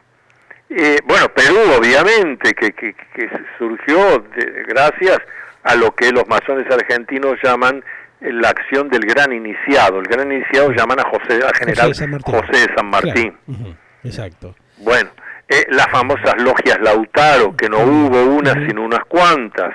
Y la idea de logia Lautaro era para independizar a esta parte de América de la corona española y crear democracias, crear la modernidad. Exacto. Bueno, ahí ven ustedes, entre otras cosas también, por qué la masonería se tenía que organizar en forma secreta. Claro. Porque el rey de España había sacado un decreto, una comunicación, persiguiendo a todos los masones de su territorio, que justamente le querían sacar a América y querían hacer cambios en el reinado de España.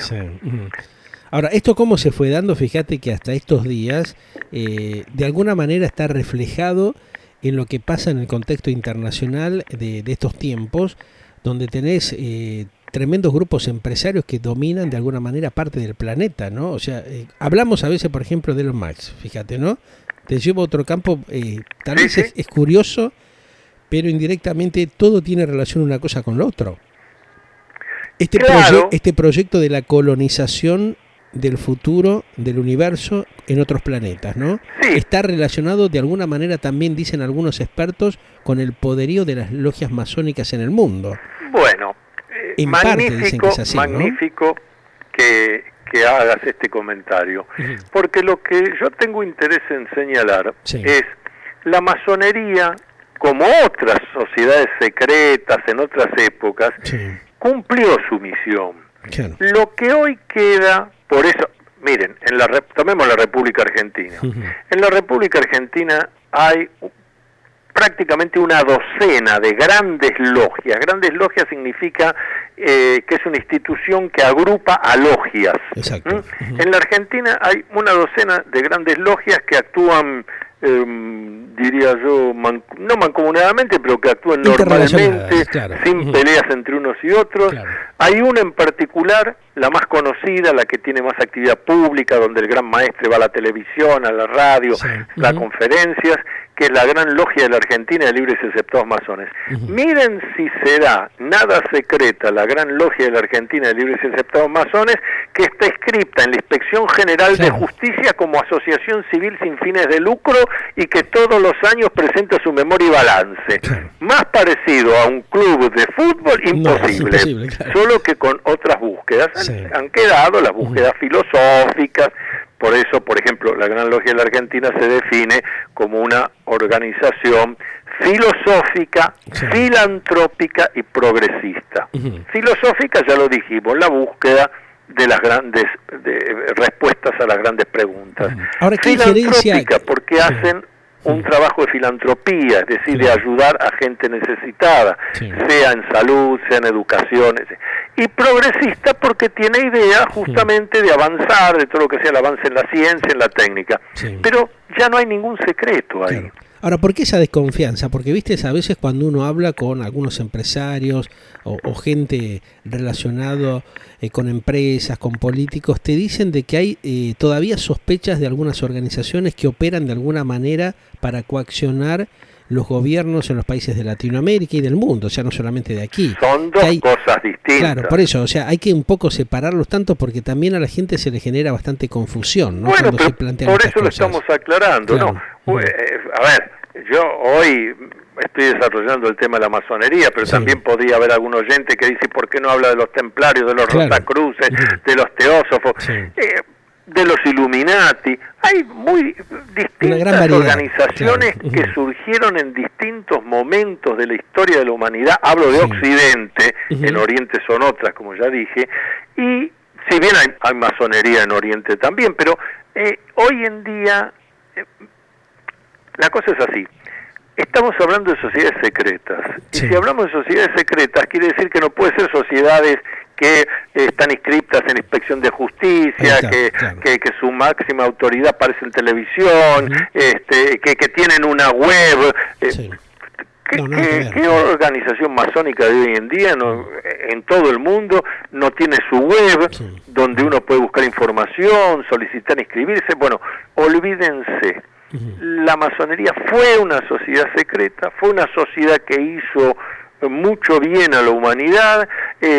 Hoy en día las sociedades secretas son otras, por eso se llaman secretas, porque no salen públicamente. Tampoco algún oyente podría hablarnos del grupo Bilderberg, muchacho, tampoco, porque todo eso es lo que ya conocemos.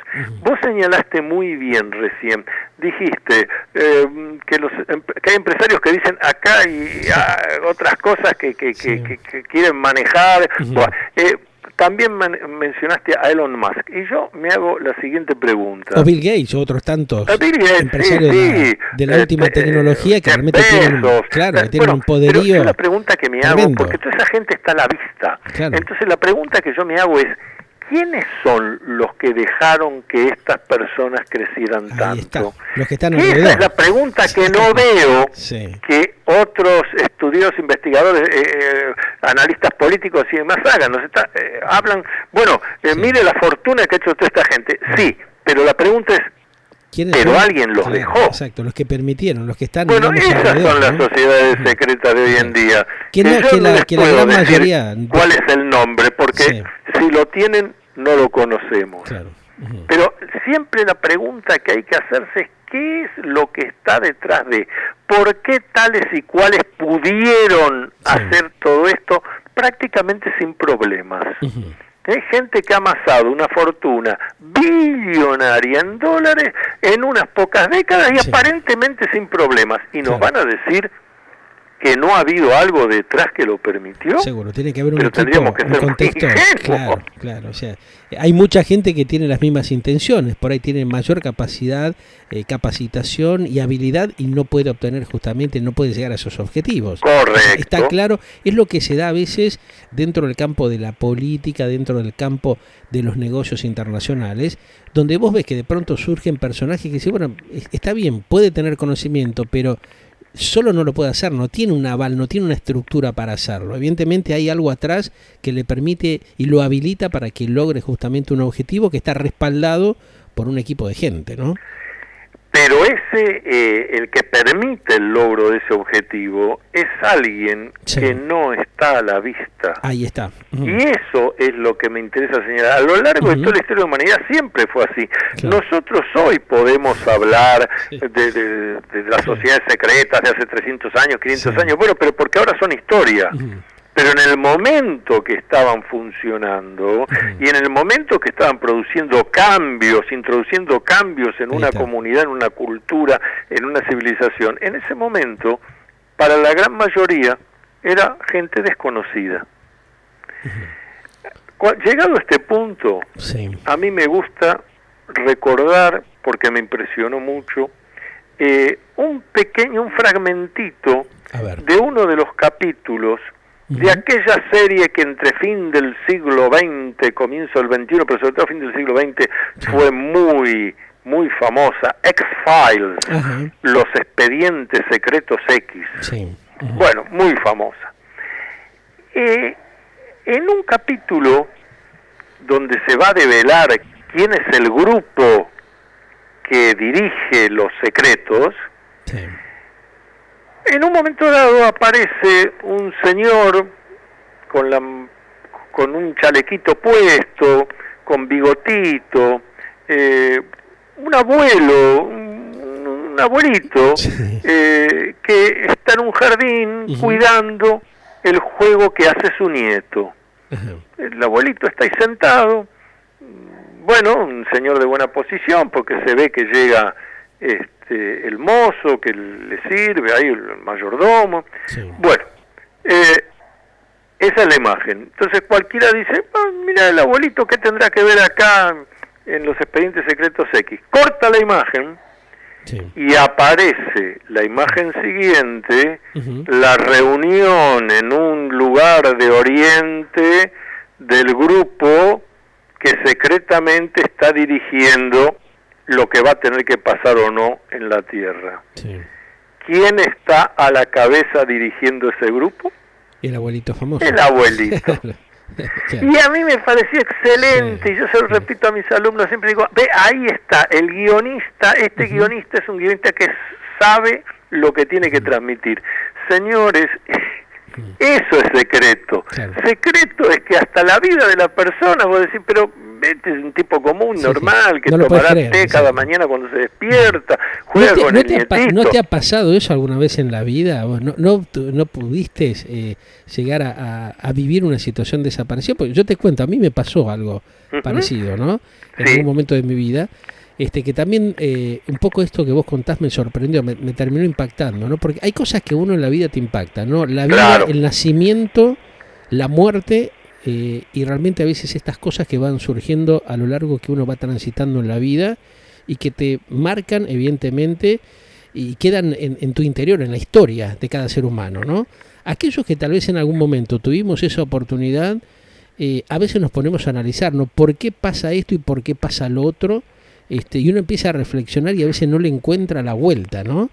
¿Cómo se da este tipo de cuestiones cuando uno intenta discernir estas maravillas? Porque de alguna manera son unas maravillas de estas cosas que pasan y que uno lo termina de sorprender, porque por ahí la vida te pone frente a eso y vos ni te imaginás que vas a participar y que vas a ser, digamos, parte de una situación de esas características, ¿no?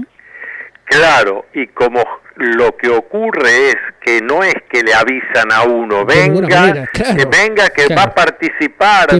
Te meten ahí como sapo de otro pozo y vos te impactás cuando decís, ¿qué estoy haciendo yo acá, no? Exactamente. Y a partir, y ahí está la clave, a partir del qué estoy haciendo yo acá, tengo que tomar una decisión. Sí, eso es porque se da. ¿Por qué se da? ¿Por qué se dan ese tipo de situaciones? ¿Por qué ese grupo necesita tener algún referente o necesita confiar en personas que tengan tal vez la energía, la vitalidad para de alguna manera seguir transmitiendo eso que ellos han generado durante décadas? Esto es clave. Lo que acabas de plantear es clave y es bueno que lo desarrollemos. Muy importante.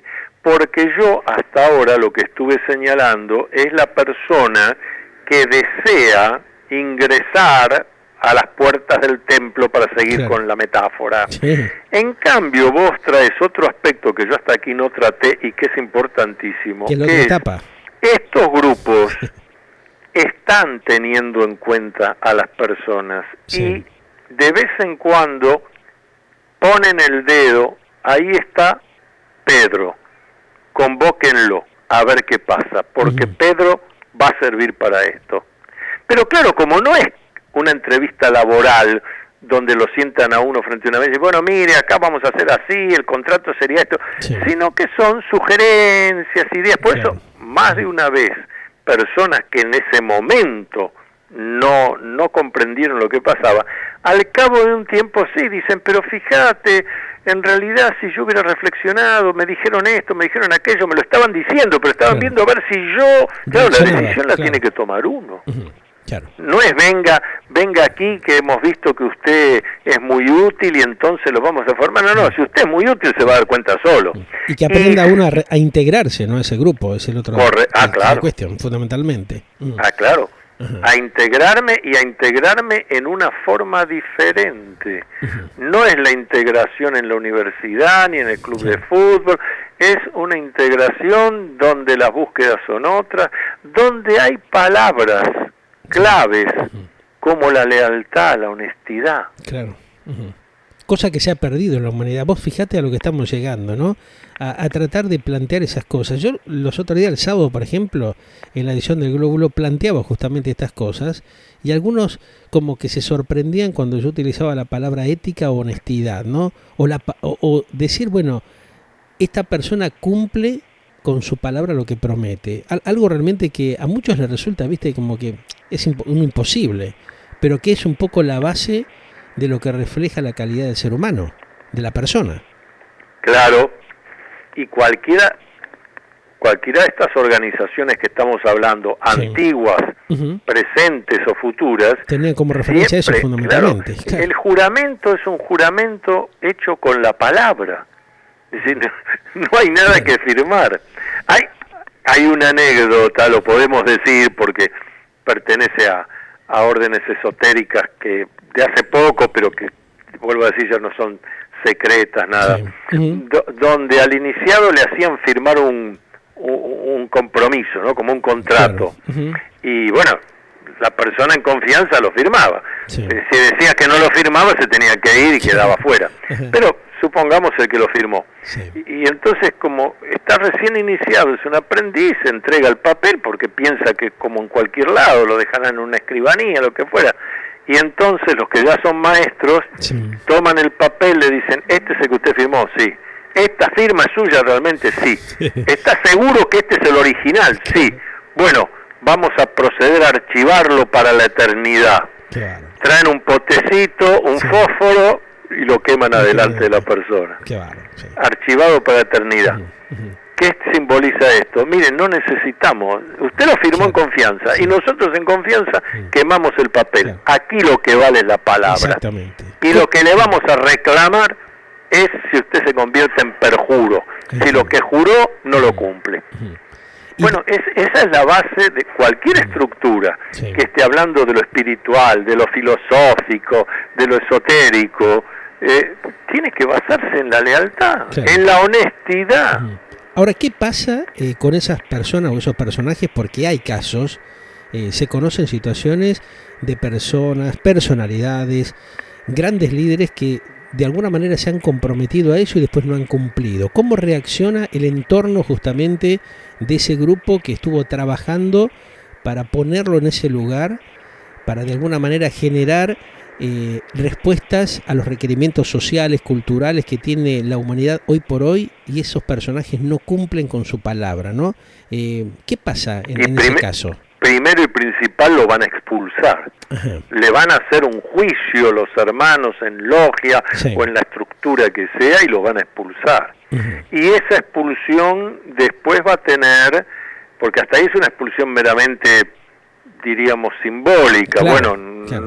no vas a entrar más a nuestro grupo. Exacto. Pero después, a partir de eso, va a tener dificultades en la vida cotidiana, porque seguro que otros miembros del grupo ocupan lugares importantes, interesantes, Claro, está. y se van a ocupar de que que ya sabemos que es falso, y que no está buscando el bien de la comunidad, Ahí está. esté limitado donde corresponde. Sí.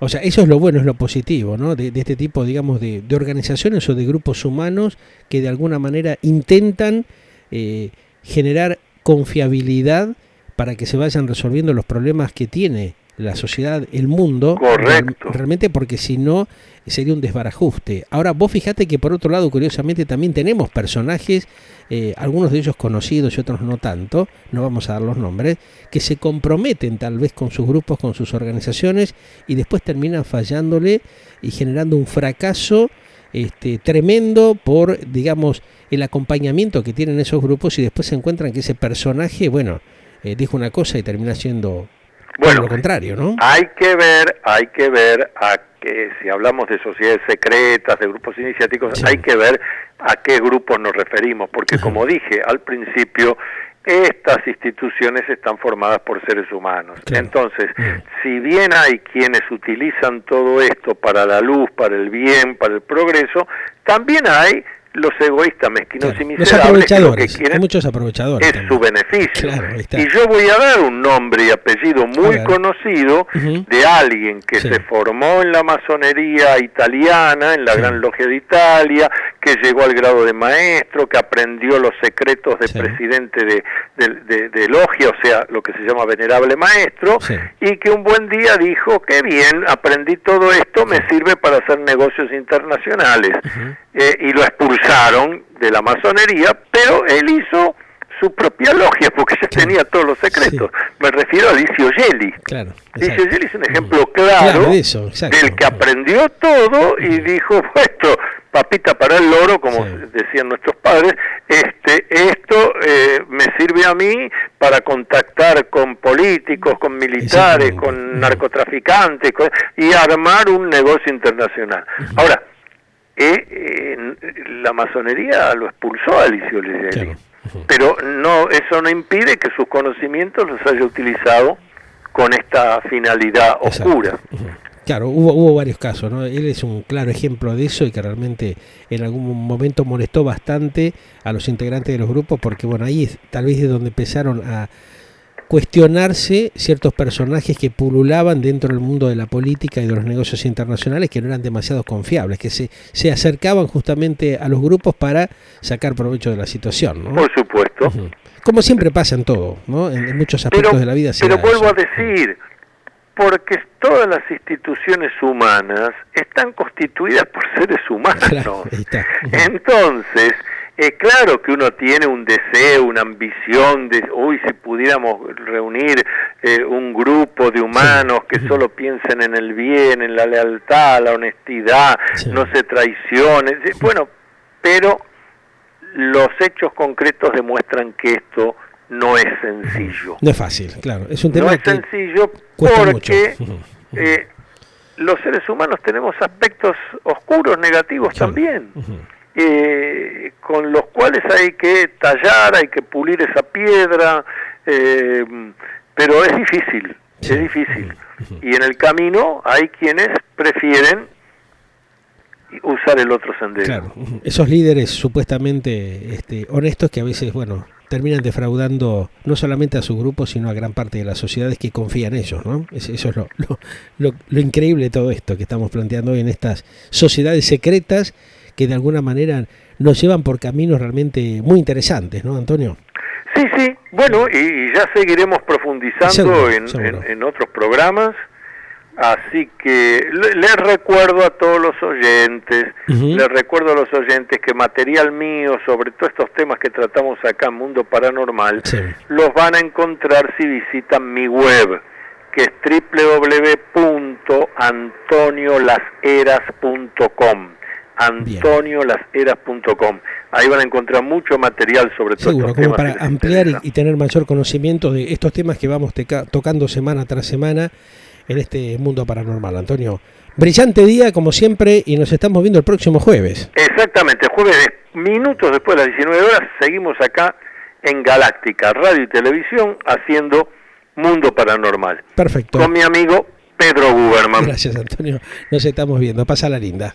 Luminoso abrazo para todos. Gracias igualmente. Seguimos en la programación de Galáctica Internacional con todos ustedes. Galáctica,